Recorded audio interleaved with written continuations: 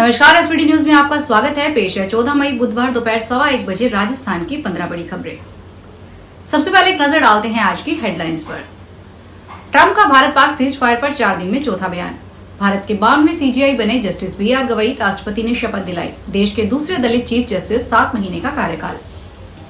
सचिवालय कैंटीन का टेंडर नई फर्म को देने पर रोक, हाई कोर्ट ने मांगा जवाब। एसीबी ने रात भर खंगाला तहसीलदार का मकान। हरियाणवी सिंगर का इंस्टाग्राम अकाउंट बैन। और अब खबरें विस्तार से सुनिए। अमेरिकी राष्ट्रपति डोनाल्ड ट्रंप ने एक बार फिर से भारत पाकिस्तान के बीच सीज फायर का क्रेडिट लिया है। मंगलवार को सऊदी अरब की राजधानी रियाद में ट्रंप ने कहा कि दोनों देशों के बीच सीज फायर में मध्यस्थता के लिए मैंने काफी हद तक बिजनेस का इस्तेमाल किया।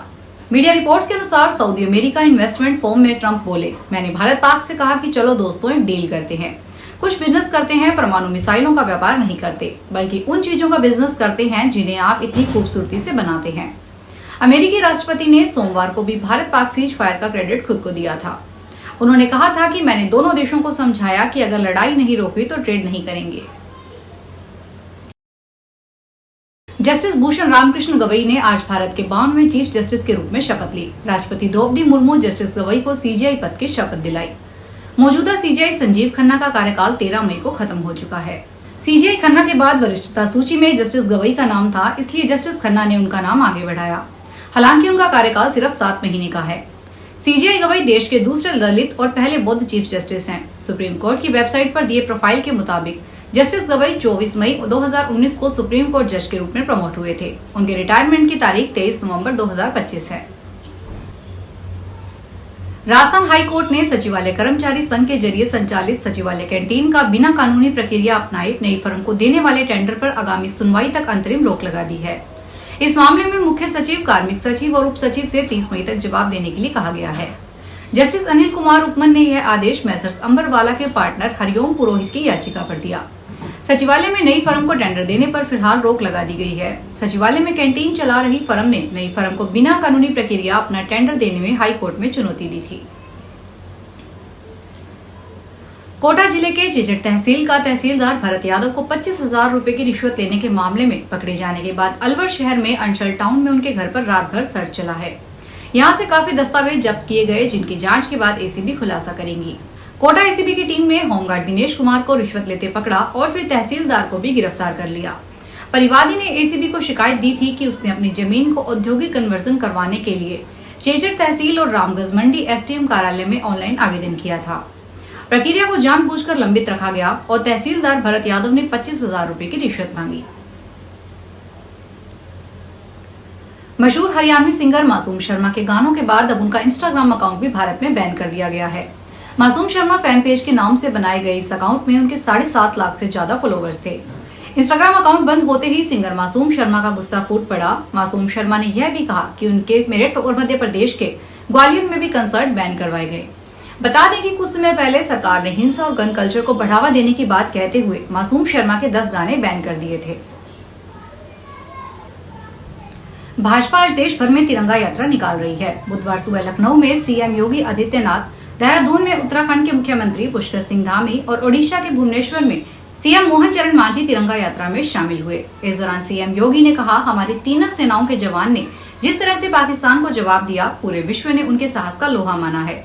उन्होंने ये साबित कर दिया कि अगर कोई भारत को छेड़ेगा तो हम उसे छोड़ेंगे नहीं। 23 मई तक चलने वाली 10 दिवसीय तिरंगा यात्रा की शुरुआत मंगलवार को की गई थी। इस दौरान दिल्ली के कर्तव्य पथ पर यात्रा निकाली गई। इसमें दिल्ली सीएम रेखा गुप्ता, भाजपा नेता तरुण चुग और राज्य सरकार के सभी मंत्री शामिल हुए।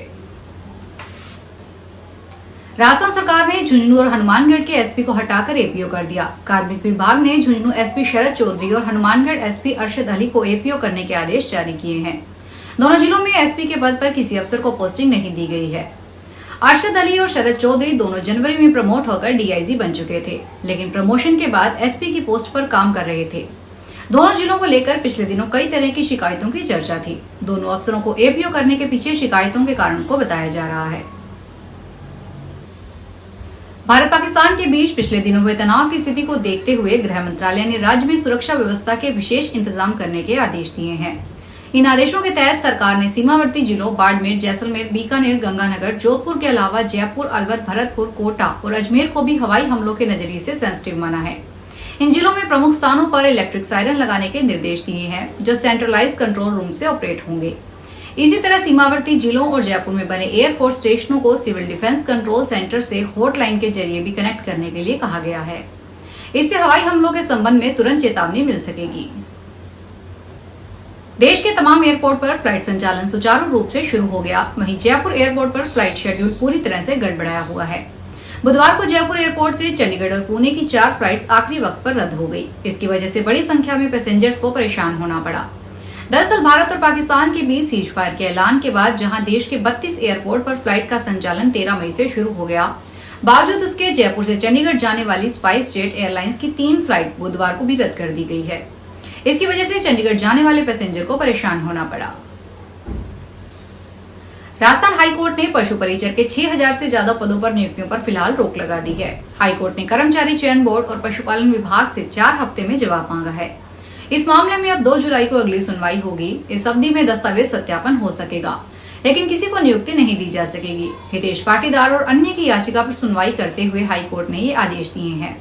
याचिकाकर्ता की तरफ से एडवोकेट सारांश विज और हरेंद्र नील ने तर्क दिया कि पशु परिचर भर्ती परीक्षा में नॉर्मलाइजेशन का गलत फॉर्मूला अपनाया गया। बिना कट ऑफ मार्क जारी किए ही सफल कैंडिडेट्स को दस्तावेज सत्यापन के लिए बुला लिया गया।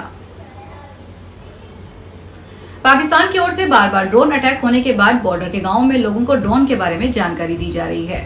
बीएसएफ जवानों और अधिकारियों ने बीकानेर बॉर्डर से सटे गांवों में ड्रोन एक्टिविटी के प्रति जागरूक किया। बीएसएफ के डिप्टी कमांडेंट महेश चंद्र जाट ने बताया कि पहलगाम आतंकी हमले के बाद भारत सरकार ने ऑपरेशन सिंदूर चलाया गया, जिससे घबराकर पाकिस्तानी बॉर्डर के गांवों में लगातार ड्रोन एक्टिविटी बढ़ा रहा है। बीकानेर ने गांव 12 KND में ड्रोन के बारे में ग्रामीणों को सामान्य ट्रेनिंग दी गई। जयपुर के जवाहर कला केंद्र में आयोजित किए जा रहे राष्ट्रीय सहकार मसाला मेले के प्रति जयपुर वासियों का विशेष उत्साह नजर आ रहा है। मेले में मसालों के साथ ही अन्य उत्पादों की जमकर खरीदारी की जा रही है। पिछले 4 दिनों में ही मसाला मेले में 1 करोड़ 28 लाख रुपए से अधिक की बिक्री हो चुकी है। सहकारिता विभाग की प्रमुख शासन सचिव और रजिस्ट्रार सहकारी समितियां मंजू राजपाल ने बताया कि मेला दिन ब दिन परवान चढ़ रहा है। जयपुरवासी बड़ी संख्या में अपनी आवश्यकता के अनुसार मेले में साबुत और पिसे मसालों के साथ ही अन्य उत्पादों की खरीदारी कर रहे हैं। सरकारी विद्यालयों में 80% से ज्यादा अंक लाने वाली उदयपुर ग्रामीण विधानसभा क्षेत्र की 30 बालिकाओं को हवाई यात्रा करवाई गई। उदयपुर ग्रामीण विधायक फूल सिंह मीना ने इन छात्राओं को उदयपुर से जयपुर हवाई जहाज में यात्रा करवाई और वहां पर मुख्यमंत्री से मिलवाया और राजभवन से लेकर विधानसभा भी उनको लेकर गए। विधायक मीना अपने साथ इनको हवाई जहाज में मंगलवार को उदयपुर से जयपुर लेकर गए। एयरपोर्ट पर इन होनहार बेटियों ने हवाई यात्रा के हर पल को अपने मोबाइल में कैद किया और खुशी जताई। मुख्यमंत्री ने मीना की बालिका साक्षरता और महिला सशक्तिकरण एवं बाल विकास की रोकथाम के लिए प्रारंभ किए गए इस नवाचार की सराहना की। जयपुर के नाहरगढ़ बायोलॉजिकल पार्क से दुखद खबर सामने आई है। एशियाटिक शेरनी तारा के दूसरे शावक की भी 24 घंटे में मौत हो गई है। अब पोस्टमार्टम के बाद शव का अंतिम संस्कार किया जाएगा। दरअसल इसी महीने 6 मई को शेरनी तारा ने दूसरी बार 2 शावकों को जन्म दिया था। जन्म के बाद ही दोनों शावकों की हालत गंभीर बनी हुई थी। शेरनी तारा ने दोनों शावकों को जन्म देने के बाद दूध नहीं पिलाया था, जिससे उनका स्वास्थ्य और अधिक बिगड़ गया।